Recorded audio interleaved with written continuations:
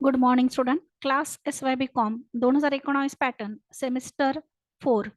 Subject corporate accounting paper second.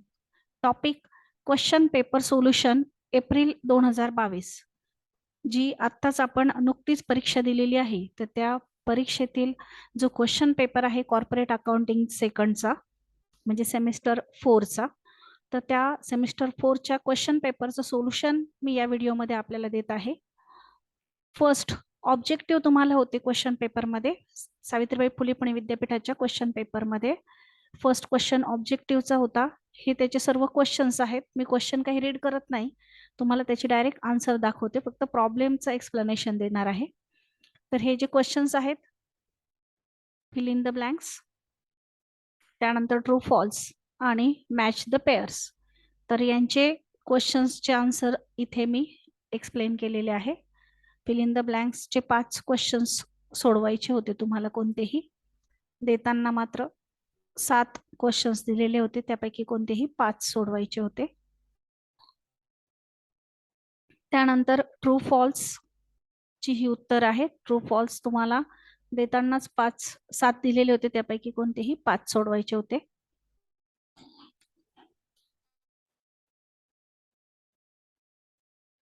आणि match the pairs हे 5च दिलेले होते. त्याचे जे आन्सर आहे, तर पहिला सन्ड्री क्रेडिटर्स आहे, त्याचा ॲप्रोप्रिएट आन्सर म्हणजे मॅचिंग पेअर जो आहे तो डी आहे. डी म्हणजे अनसेक्युर्ड क्रेडिटर. होल्डिंग कंपनीचा मॅचिंग पेअर ई आहे. ई म्हणजे acquire more than 50% share from another company. त्यानंतर तिसरा जो क्वेश्चन आहे ॲब्झॉर्शन, त्याचा मॅचिंग पेअर बी आहे. One liquidation, no formation of new company. त्यानंतर अमालगमेशनचा मॅचिंग पेअर सी आहे. 2 or more come together and form a new company. आणि कॅपिटल लॉसचा मॅचिंग पेअर ए आहे. Loss on revaluation of fixed asset. याप्रमाणे ऑब्जेक्टिव्हचे answer आहेत. त्यानंतर जो सेकंड क्वेश्चन होता तो तुम्हाला म्हणजे डी मधला जो सेक्शन होता त्यामध्ये राईट शॉर्ट नोट होतं. तर शॉर्ट नोट काही मी इथे एक्सप्लेन करणार नाहीये. तर डायरेक्ट जो प्रॉब्लेम होता 2 नंबरच्या क्वेश्चनमध्ये तो आपण पाहतोय. 2 नंबरच्या क्वेश्चनमध्ये लिक्विडेशनचा प्रॉब्लेम होता. The balance sheet of Viraj limited Pune on 31 March 2021 as follows. Balance शीटच्या लायबिलिटी साईडला आपल्याला कॅपिटल दिलेला आहे. Preference share capital 1 lakh rupees. त्यानंतर equity share capital 3,50,000. Debenture 1 lakh. Bank loan जे सेक्युअर्ड आहे लँड अँड बिल्डिंगवर 1 लाख रुपये 1 लाख. सन्ड्री क्रेडिटर्स 90,000 आणि इन्कम टॅक्स 10,000. ॲसेट साईडला land and building, plant and machinery, stock, debtors, cash, preliminary expenses आणि प्रॉफिट अँड लॉस अशा asset दिलेल्या आहेत. त्यापैकी प्रिलिमिनरी एक्सपेन्सेस आणि प्रॉफिट अँड लॉस आपण कॅल्क्युलेशनसाठी घेणार नाही. तर land and building, plant and machinery, stock, debtors आणि कॅश घेणार आहोत. त्यापैकी land and building he secured आहे बँक लोनसाठी, तर तिचं कॅल्क्युलेशन आपण सेपरेट करणार आहोत. उर्वरित जे ॲसेट आहे तर त्यांच्या realise value and book value आपण रिसिप्ट साईडला घेणार आहोत. ॲडजस्टमेंटमध्ये सांगितलंय the company went into liquidation on 31 March 2021. The preference dividend was arrears for 3 years. 3 वर्षाचा डिव्हिडंड द्यायचा राहिलेला आहे. The arrears were payable on liquidation. Assets were realise as follows. Asset विकून आलेल्या ज्या किमती आहेत त्या दिलेल्या आहेत. Land and building 2,40,000, plant and machinery 1,80,000, stock 70,000, debtors 60,000. तर यापैकी लँड अँड बिल्डिंगचं कॅल्क्युलेशन आपण सेपरेट करणार आहोत. उर्वरित जे ॲसेट आहेत प्लांट अँड मशिनरी, त्यानंतर स्टॉक आणि डेटर्स, हे आपण ॲज इट इज आपल्या लिक्विडेशनच्या स्टेटमेंटला घेणार आहोत. द एक्सपेन्सेस ऑफ लिक्विडेशन 8,000 आहे. आणि लिक्विडेटर्स रेम्युनरेशन किंवा कमिशन ज्याला आपण म्हणतो ते प्रॉब्लेम मध्ये दिलेलं आहे. 2% on all asset realise. 2% asset realise वर काढायचं. ॲसेट रिअलाइज वर कॅल्क्युलेट करताना land and building, plant and machinery, stock आणि डेटर्स या चारही किमतींची बेरीज करून आपण त्यावर काढणार आहोत. 3% डिस्ट्रीब्युटेड टू अनसेक्युर्ड क्रेडिटर्स, कंसात म्हटलं इन्क्लुडिंग प्रेफरन्शियल क्रेडिटर्स. मग 3% काढताना सन्ड्री क्रेडिटर्स 90,000 आहे, त्यावर पण 3% काढायचे. आणि इन्क्लुडिंग प्रेफरन्शियल क्रेडिटर्स म्हटलंय म्हणजे इन्कम टॅक्सवर पण 3% काढायचे. असे दोन्हींवर 3% काढायचे. फक्त ते आपण सेपरेट दाखवणार आहोत. आणि पुढे सांगितले all payments were made on 1 October 2021. Balance sheet आहे 31 मार्च 2021चं, पण पेमेंट मात्र सर्व जे केले ते 1 ऑक्टोबर 21ला केलंय. याचा अर्थ आपल्याला 6% डिबेंचरवर इंटरेस्ट कॅल्क्युलेट करावा लागेल 6 महिन्यांचं. 31 मार्च पासून 2021चं जे ऑक्टोबर महिना आहे तिथपर्यंत, म्हणजे 6 महिन्यांचं. मग आपण स्टेटमेंटला सुरुवात करूया. स्टेटमेंट आखा, वरती नाव द्या, liquidators final statement of account as on 31 March 2022. दोन साइड आहे, रिसिप्ट साइड आणि पेमेंट साइड. आधी मी रिसिप्ट साइड सांगते. कॅशचा जो बॅलन्स आहे तो आहे तसंच आपण घेतो 30,000 रुपये. मग आधी घ्या टू बॅलन्स ब्रॉट डाऊन किंवा टू कॅश इन हँड 30,000 रुपये. त्यानंतर आपण ऍसेट रिअलाइज करून आलेल्या किमती घेतो. त्यामध्ये टू ऍसेट्स रिअलाइज मध्ये ज्या बॅलन्स शीटच्या किमती आहेत, आपण 2 कॉलम करत असतो स्टेटमेंटला, एक इनर कॉलम आणि एक आउटर कॉलम. ज्यांनी इनर कॉलम आउटर कॉलम नसेल केला त्यांनी पर्टिक्युलर मध्ये घेतलं तरी चालेल, पण शक्यतो आपण एक बुक व्हॅल्यू आणि एक रिअलाइज व्हॅल्यू कॉलम करतो, त्याप्रमाणेच करून घ्या. तर बुक व्हॅल्यू मध्ये आपण बॅलन्स शीटच्या किमती घेणार आणि रिअलाइज व्हॅल्यू म्हणजे आउटर कॉलमला आपण त्याच्या ज्या रिअलाइज व्हॅल्यू आहेत त्या घेणार आहोत. मग लँड अँड बिल्डिंग सोडून बाकीच्या प्लांट अँड मशिनरी 2,20,000 बुक व्हॅल्यूला घ्या, स्टॉक 1,00,000 बुक व्हॅल्यूला घ्या, डेटर्स 1,00,000 बुक व्हॅल्यूला घ्या. आणि रिअलाइज व्हॅल्यू ज्या आहेत त्या प्लांट अँड मशिनरीची 1,80,000, स्टॉकची 70,000 आणि डेटर्सची 60,000 या रिअलाइज व्हॅल्यूच्या कॉलमला घ्या.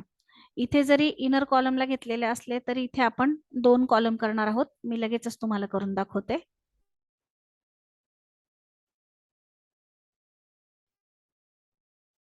बुक व्हॅल्यू आणि रिअलाइज व्हॅल्यूला मी अमाऊंट सेपरेट टाकून घेतलेले आहेत बघा, प्लांट अँड मशिनरी, स्टॉक आणि डेटर्सच्या. त्यानंतर लँड अँड बिल्डिंगचं कॅल्क्युलेशन जे आहे ते सरप्लस फ्रॉम सिक्युरिटीच्या अंडर करायचे, कारण लँड अँड बिल्डिंग आपण तारण दिलेली बँक लोनसाठी. म्हणून लँड अँड बिल्डिंग रिअलाइज होऊन आलेले 2,40,000 रुपये आणि त्यावर लोन जे आहे ते आहे 1,00,000 रुपये. मग 2,40,000तून 1,00,000 वजा करा लेस बँक लोन पेड म्हणून, आणि आउटरला 1,40,000 लिहा. बुक व्हॅल्यू जी आहे ती इनर कॉलमला घेतली 2,00,000 रुपये. याप्रमाणे रिसिप्ट साइड आपली कंप्लीट झालेली आहे. आता पेमेंट साइड. पेमेंट साइडला लिगल चार्जेस नाही आहेत म्हणून नील लिहा. त्यानंतर लिक्विडेटर्स रेम्युनरेशन मध्ये 2% ऍसेट रिअलाइज वर काढायचे. मग 2% ऍसेट रिअलाइज वर काढत असताना ह्या ज्या किमती आहेत ऍसेटच्या ऍडजस्टमेंट प्रमाणे घ्यायच्या. 2,40,000, 1,80,000, 70,000 आणि 60,000 यांची बेरीज करून घ्या. ती बेरीज जी आहे ती येते 5,50,000. त्यावर 2% आपण काढले, ते आले 11,000 रुपये. तुम्ही इनरला घेऊन टोटल करून आउटरला घेतली तरी चालेल. त्यानंतर 3% अनसेक्युअर्ड क्रेडिटर्स वर सांगितले, including preferential creditors. Preferential creditors वर पण काढायचे. मग अनसेक्युअर्ड क्रेडिटर्स आहेत 90,000 आणि प्रेफरन्शियल क्रेडिटर्स म्हणजे इन्कम टॅक्स आहे 10,000. दोन्हींवर मिळून 1,00,000वर 3% काढले, किंवा तुम्ही सेपरेट सेपरेट लिहिले तरी चालेल. 3% अनसेक्युअर्ड क्रेडिटर्सवर म्हणजे 90,000वर 3% आणि प्रेफरन्शियल क्रेडिटर्सवर 10,000वर 3% असे सेपरेट काढले तरी चालतील, किंवा एकत्र 1,00,000 घेऊन त्यावर 3% काढले तरी चालतील. ते आले 3,000 रुपये. त्यानंतर लिक्विडेशन एक्सपेन्सेस प्रॉब्लेम मध्ये दिलेले आहेत 8,000 रुपये. बाय लिक्विडेशन एक्सपेन्सेस 8,000 रुपये. त्यानंतर पुढची पेमेंट ऑर्डर आहे आपली प्रेफरन्शियल क्रेडिटर्स. जो इन्कम टॅक्स पेड केलेला आहे तो बाय प्रेफरन्शियल क्रेडिटर्स 10,000 रुपये. त्यानंतर आपण डिबेंचर होल्डरला पेमेंट करतो. डिबेंचर्स जे आहेत ते 1,00,000 रुपये आहेत आणि त्यावरचं व्याज हे 1 ऑक्टोबर पर्यंत काउंट केलं. 6% 1,00,000वर 6,000 होतात. 6 महिन्यांसाठी 3,000. असं बाय 6% डिबेंचर 1,00,000 रुपये आणि आउटस्टँडिंग इंटरेस्ट 3,000. दोन्ही मिळून 1,03,000. त्यानंतर पेमेंट करतो आपण अनसेक्युअर्ड क्रेडिटर्सला. ते आहेत 90,000 रुपये, जे प्रॉब्लेम मध्ये आपल्याला दिलेले आहेत. त्यानंतर आपण पेमेंट करतो प्रेफरन्स शेअर होल्डरला. त्यांचं कॅपिटल आणि 3 वर्षाचा डिव्हिडंड एरियर्स आहे. मग कॅपिटल 1,00,000 रुपये आणि डिव्हिडंड जो आहे तो 3 वर्षाचा 6% काउंट केला. 6% 1 वर्षाला 6,000 होतो, 3 वर्षाला 18,000 रुपये. असे 1,18,000 रुपये आपण प्रेफरन्स शेअर होल्डरला पेमेंट केले. त्यानंतर रिसिप्ट साइडची बेरीज केली 4,80,000.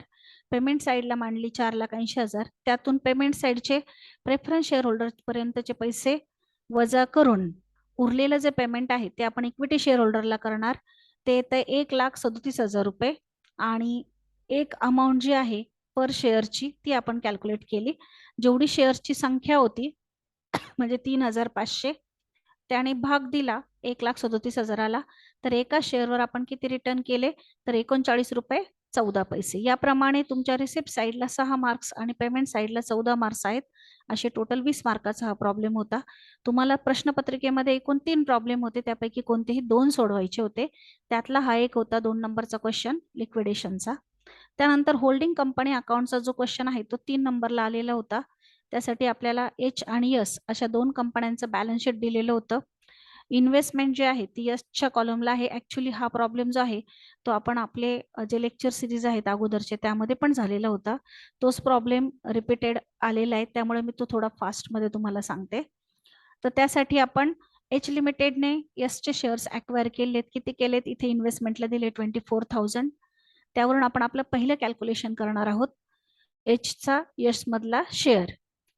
त्यानंतर एच लिमिटेडच्या कॉलम एस लिमिटेडच्या कॉलमला जनरल रिझर्व्ह आहे का? तर नाहीये. प्रॉफिट अँड लॉसचा बॅलन्स आहे 60,000 रुपये.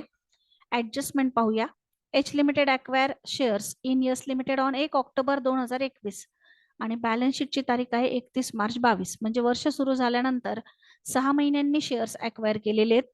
मग 6 महिन्यांचा जो काही प्रॉफिट येईल तो कॅपिटल प्रॉफिटला येईल आणि उरलेल्या 6 महिन्यांचा रेव्हेन्यू प्रॉफिटला येईल.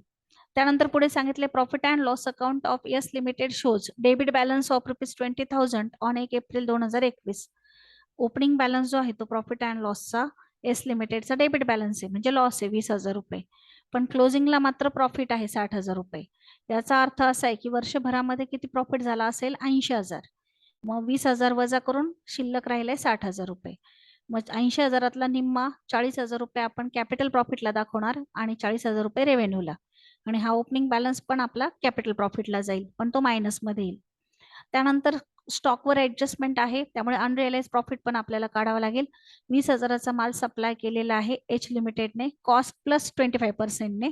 त्यानुसार आपण अनरिअलाइज प्रॉफिट काढणार आहोत. आणि इंटर कंपनी ओइंगची एक ऍडजस्टमेंट आहे बिल्स पेबलची 15,000 रुपये in favour of S limited. मग एक एक नोट घ्या. पहिली वर्किंग नोट एच लिमिटेडचा एस लिमिटेड मधला शेअर. तर त्यासाठी किती शेअर्स ॲक्वायर केले? 24,000. इश्यू किती केले होते? तर ते आपल्याला लायबिलिटी साईडला कॅपिटल 4 लाख आहे, एक शेअर 10चा आहे, म्हणजे 40,000 शेअर. मग 40,000पैकी 24,000 घेतले. मग होल्डिंग कंपनीचा शेअर आला 3/5. मायनॉरिटीचा काढायची गरज नाहीये. 5 पैकी 3 भाग होल्डिंगचे, तर मायनॉरिटीचे किती असणार? 2 भाग. पण तरी पण आपण इथे दाखवलेले. त्यानंतर कॅपिटल प्रॉफिट कॅल्क्युलेट करायचा. कॅपिटल प्रॉफिट हा जो ओपनिंग बॅलन्स होता 20,000 रुपये तो कशाला येईल? मायनसला येईल. 20,000 रुपये मायनसला येईल, म्हणून हा -20,000 आहे. आणि प्रॉफिट फॉर द इयर 40,000 रुपये कसा आला? तर शेवटचं शिल्लक 60,000 आहे. सुरुवातीची शिल्लक जी होती ती -20,000 होती. याचा अर्थ वर्षभरामध्ये 80,000 रुपये प्रॉफिट झाला असेल. त्यातला निम्मा आपण 40,000 घेतला. मग 40,000तून 20,000 लेस केले, कॅपिटल प्रॉफिट आला 20,000. होल्डिंग कंपनी आणि मायनॉरिटी कंपनीमध्ये तो डिवाइड केला. 20,000ला 5ने भाग दिला. 5 चोक 20, 4,000चा एक भाग, 4 त्रिक 12 आणि 4 दुने 8, 12,000 आणि 8,000. त्यानंतर रेव्हेन्यू प्रॉफिट हा शिल्लक राहिलेला असतो. मग 40,000 कॅपिटल प्रॉफिटला गेला तर 80तून, तर शिल्लक राहिला 40,000. मग प्रॉफिट फ्रॉम 1 ऑक्टोबर 21 ते 31 मार्च 21चा आहे 40,000 रुपये. आणि त्यावर आपण बाकी कोणतंही कॅल्क्युलेशन नाही, कारण की त्यामध्ये कुठलाही प्लस मायनस होणार नाही. 40,000 रुपये फक्त आपण दोन्ही कंपन्यांमध्ये डिवाइड करू, होल्डिंग कंपनी आणि मायनॉरिटी कंपनीमध्ये. 5ने भाग दिला, 8,000चा एक भाग, 8 त्रिक 24, 8 दुने 16. त्यानंतर गुडविलचं कॅल्क्युलेशन करायचंय. गुडविलचं कॅल्क्युलेशन करा. गुडविलचं कॅल्क्युलेशन फेस व्हॅल्यू घेतली शेअर्सची, जी बॅलन्स शीटला दिलेली होती 2,40,000 रुपये. 1,92,000 रुपये आहे. आणि जी फेस व्हॅल्यू 1,92,000 आहे आणि कॉस्ट प्राइस मात्र 1,00,000 कॉस्ट प्राइस 1,92,000 आहे. आणि फेस व्हॅल्यू त्यांनी किती शेअर्स घेतले? तर 24,000 घेतले. म्हणजे 24,000 गुणिले 10, 2,40,000 रुपये फेस व्हॅल्यू. मग आपला फॉर्मॅट जो आहे त्या फॉर्मॅटनुसारच आपण सोल्युशन घेऊया. तर फेस व्हॅल्यू जी आहे ती 1,92,000 नाहीये, तर कॉस्ट व्हॅल्यू 1,92,000 आहे. कॉस्ट व्हॅल्यू किंवा cost price of equity share 1,92,000. त्यातून आपण फेस व्हॅल्यू लेस करणार आहोत. लेस फेस व्हॅल्यू. आणि कॅपिटल प्रॉफिट जो आहे होल्डिंग कंपनीचा तो आपण काय करणार आहोत? लेस करणार आहोत. याप्रमाणे आपण कॅल्क्युलेशन करूया. 1,92,000 जे आहेत त्यातून आपण 2,40,000 आणि होल्डिंग कंपनीचा कॅपिटल प्रॉफिट मधला जो हिस्सा आहे तो आपण लेस करूयात. मग 1,92,000तून 2,40,000 आणि 12,000 वजा केले तर कॅपिटल रिझर्व्ह येतो, कारण मायनस मध्ये उत्तर येतं 60,000 रुपये. आणि त्यामध्ये आपण बॅलन्स शीटचं जी गुडविल आहे 60,000 आणि 20,000 म्हणजे 80,000 रुपये ऍड करूया. -60 + 80 उत्तर येत आहे +20,000 म्हणजे गुडविल आलेलं आहे 20,000 रुपये. त्यानंतर सॉरी, जरा सिक्वेन्स उलटा पलटा झालाय. मायनॉरिटी इंटरेस्ट अगोदर काढायचं असतं, नंतर गुडविल काढायचे. मी इथे फक्त नंबरिंग चेंज करते. हा जो नंबर आहे याला मी 5 करते आणि पुढचा 4, किंवा मग हे आपण 5 नंबरला घेऊया. 4 नंबरला मायनॉरिटी इंटरेस्ट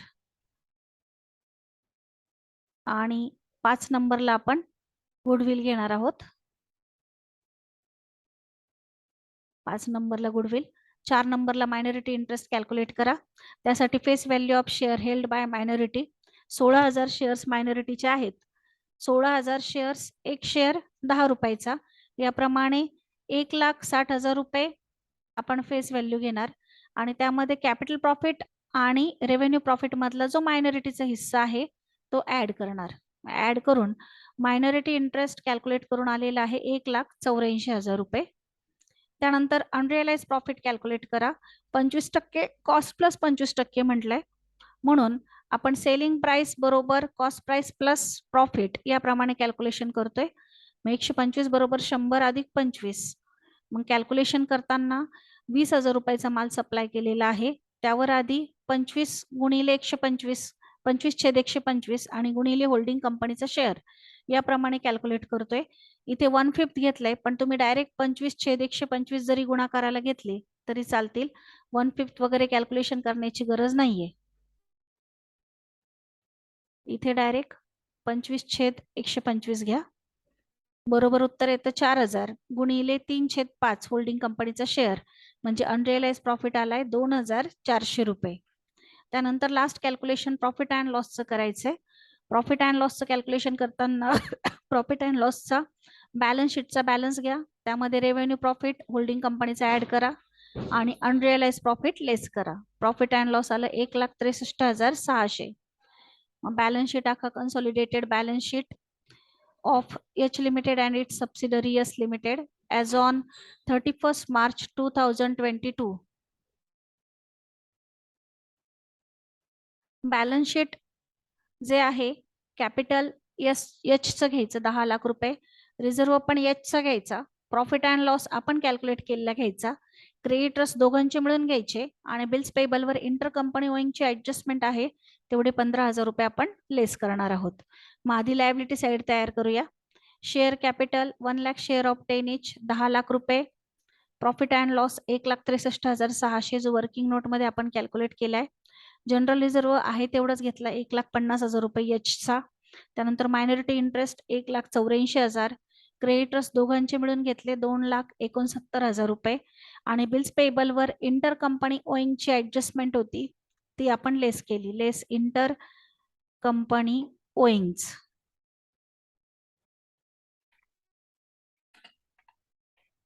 15,000 रुपये, आउटरला 5,000. याप्रमाणे लायबिलिटी साइड तयार केली. आता ऍसेट साइड. ऍसेट साइडला फर्स्ट गुडविल घ्या 20,000 रुपये वर्किंग नोट मधलं. त्यानंतर बाकीच्या ऍसेटवर काही ऍडजस्टमेंट नाहीये त्यामुळे आहे तशाच घ्यायच्या. मशिनरी दोघांची मिळून, फक्त स्टॉक मधून आपल्याला अनरिअलाइज प्रॉफिट लेस करायचं आहे. त्यानंतर डेटर्स दोघांचे मिळून घ्यायचे, कॅश दोघांचे मिळून घ्यायचे आणि बिल्स रिसिवेबलवर इंटर कंपनी ओइंगची ऍडजस्टमेंट आहे. त्याप्रमाणे ऍसेट साइड तयार करा. मशिनरी दोघांची मिळून 10,04,000, डेटर्स दोघांचे मिळून 4,18,000, बिल्स रिसिवेबल मधून इंटर कंपनी ओइंगचे आपण लेस केलेले आहेत 15,000 रुपये. बिल्स रिसिवेबल 15,000च होते आणि त्यातून 15,000 लेस केल्यामुळे आउटरला नील आले उत्तर. स्टॉक दोघांचा मिळून घेतला आणि त्यातून अनरिअलाइज प्रॉफिट 2,400 लेस केला. कॅश दोघांची मिळून घेतली. बॅलन्स शीट टॅली झालेलं आहे 17,71,000. तुमच्या ज्या वर्किंग नोट होत्या त्याला 12 मार्क्स होते आणि बॅलन्स शीटला 8 मार्क्स होते. याप्रमाणे 20 मार्काचा हा प्रॉब्लेम होता. त्यानंतर लास्ट प्रॉब्लेम ॲब्झॉर्शनचा. ॲब्झॉर्शनचा जो प्रॉब्लेम आहे तर त्यामध्ये आपल्याला बॅलन्स शीट दिलेलं होतं आणि Super limited was absorb by Baramati limited आणि त्याच्या ॲडजस्टमेंट दिलेल्या होत्या. तर ॲडजस्टमेंटमध्ये Super limited agree to write off advertising suspense against its own reserve हा देखील प्रॉब्लेम आपण घेतलेला आहे. फक्त काहीशा किमती आणि काही अमाऊंट चेंज करून आलेल्या होत्या. तर ॲसेट ज्या रिअलाइज झालेल्या आहेत त्यांच्या किमती दिलेल्या आहे 1,50,000, plant and machinery 1,04,000, stock 1,20,000, debtors book value. आणि पीसी कसा डिस्ट्रीब्यूट झालाय ते सांगितलेलं आहे की पीसी जो डिस्चार्ज झालेला आहे तो 2,600 शेअर 100चा एक याप्रमाणे 110 रुपयाला शेअर दिला आणि बॅलन्स इन कॅश आणि लिक्विडेशन एक्सपेन्सेस पेड केलेले 4,000 रुपये सुपर लिमिटेडने. आपल्याला अकाउंट्स आणि पीसीचं स्टेटमेंट आणि ओपनिंग एंट्रीज विचारलेल्या होत्या. त्याप्रमाणे आधी पीसीचं स्टेटमेंट आपण काढलेले, ॲसेटच्या किमती घेतलेल्या आहे, रिअलाइज अमाऊंट टोटल केली, त्यातून लायबिलिटीज वजा केल्या, परचेस कन्सिडरेशन आलेलं आहे 3,18,000 रुपये. त्यानंतर तो डिस्चार्ज कसा झाला तर इक्विटी शेअर्समध्ये 2,600 शेअर 100ला 110ला याप्रमाणे दिला 2,86,000 रुपये. कॅशमध्ये बॅलन्सिंग फिगर जी आली ती 32,000 रुपये. त्यानंतर आपण अकाउंट काढले in the books of super limited, realisation account, equity share holder account, त्यानंतर न्यू कंपनी म्हणजे फास्ट लिमिटेड अकाउंट आणि कॅश अकाउंट, 4 अकाउंट काढलेले आहेत. तर बॅलन्स शीटचं पोस्टिंग आधी केलं. Land and building, plant and machinery, stock, debtors आणि कॅश या सर्व ॲसेट्स रिअलायझेशनच्या डेबिटला घेतल्या. टू सन्ड्री ॲसेट या हेडिंगच्या अंडर टोटल आउटरला 4,04,400. त्यानंतर ज्या लायबिलिटीज आहेत त्या क्रेडिट साईडला पोस्टिंग केल्या रिअलायझेशनच्या. By sundry liabilities bills payable 42,400 आणि क्रेडिटर 70,000 1,12,400. ॲसेट साईडचा जो ॲडव्हर्टायझिंग सस्पेन्स आहे तो आपण रिझर्व्ह मधून लेस करणार आहोत. जे इक्विटी शेअर होल्डरचं अकाउंट आहे त्याला आपण कॅपिटल, रिझर्व्ह आणि प्रॉफिट अँड लॉस असे 3 आयटम पोस्टिंग केले क्रेडिट साईडला. Bye equity share capital, bye general reserve आपण इथे डायरेक्ट 32,000 घेतलाय, तो 64,000 होता. तुम्ही इनरला 64,000 घेऊन आणि त्यातून 32,000 ॲडव्हर्टायझिंग सस्पेन्सचे लेस केले तरी चालतील किंवा डायरेक्ट जनरल रिझर्व्ह आउटरला 32,000 घेतला तरी चालेल. 64,000तून 32,000 ॲडव्हर्टायझिंग सस्पेन्सचे लेस केले. Profit and loss 60,000. याप्रमाणे आपण आधी बॅलन्स शीटचं पोस्टिंग करून घेतलं. त्यानंतर परचेस कन्सिडरेशनच्या 2 एंट्र्या केल्या, एक ड्यू आणि एक डिस्चार्ज. 3,18,000 रुपये पीसी आहे. रिअलायझेशनच्या क्रेडिटला बाय फास्ट लिमिटेड अकाउंट 3,18,000 आणि फास्ट लिमिटेडच्या डेबिटला टू रिअलायझेशन अकाउंट 3,18,000. त्यानंतर डिस्चार्ज कसा झाला तर इक्विटी शेअर्समध्ये 2,86,000, मग न्यू कंपनीच्या क्रेडिटला by equity share in Fast limited account 2,86,000, by cash account 32,000. त्याचा सेकंड इफेक्ट इक्विटी शेअर होल्डर्सच्या डेबिटला to equity shares in Fast limited account 2,86,000 आणि कॅशच्या डेबिटला टू फास्ट लिमिटेड अकाउंट 32,000. त्यानंतर आपण अकाउंट क्लोज करण्यापूर्वी एक ऍडजस्टमेंट होती ती करून घेतली. सुपर लिमिटेडने लिक्विडेशन एक्सपेन्सेस पेड केलेले 4,000 रुपये. त्याचा पहिला इफेक्ट रिअलायझेशनच्या डेबिटला टू कॅश अकाउंट 4,000 रुपये आणि कॅशच्या क्रेडिटला बाय रिअलायझेशन अकाउंट 4,000 रुपये. त्यानंतर टॅली केला, रिअलायझेशन क्लोज केला, प्रॉफिट लॉस काढला, तो आला 22,000 रुपये प्रॉफिट. तो आपण इक्विटी शेअर होल्डर्सच्या क्रेडिट साईडला टाकला. त्यानंतर इक्विटी शेअर होल्डर्सची क्रेडिटची टोटल केली 3,14,000, डेबिटला मांडली 3,14,000. त्यातून डेबिटचे 2,86,000 वजा करून जी बॅलन्सिंग फिगर आहे ती कॅशला टाकलेली आहे. ही बॅलन्सिंग फिगर आहे, शॉर्ट फॉर्म मध्ये लिहिते मी. आणि ही जी बॅलन्सिंग फिगर आहे ही आपण घेतली कॅशच्या क्रेडिट साईडला bye equity share holder account 28,000 रुपये आणि कॅश अकाउंट आपण टॅली केलं 32,000ला. त्यानंतर ओपनिंग एंट्रीज 3 एंट्रीज करायच्या आहेत पीसीच्या स्टेटमेंटवरून. एकदाच इथे वरती बॅलन्स शीटची तारीख लिहून टाकली आणि 3 एंट्रीज केल्या. Business purchases account debit 3,18,000 to liquidator of super limited 3,18,000 being purchase consideration payable किंवा ड्यू. त्यानंतर ॲसेट्स आणि लायबिलिटीजची एंट्री केली. Land and building account debit, plant and machinery account debit, या सगळ्या किमती ज्या आहेत त्या ऍडजस्टमेंट मधल्या आहेत.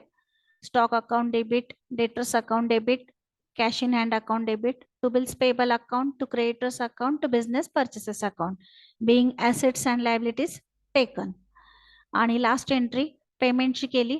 Liquidator of super limited account debit 3,18,000 to equity share capital account 2,60,000. 2,60,000 कसे आले तर 26,000 शेअर 100ला 1 होता म्हणून 2,60,000 आणि वरचा 10 रुपये प्रीमियम जो होता तो आपण सेपरेट प्रीमियम अकाउंटला टाकला आणि to cash account 32,000 being purchase consideration discharge.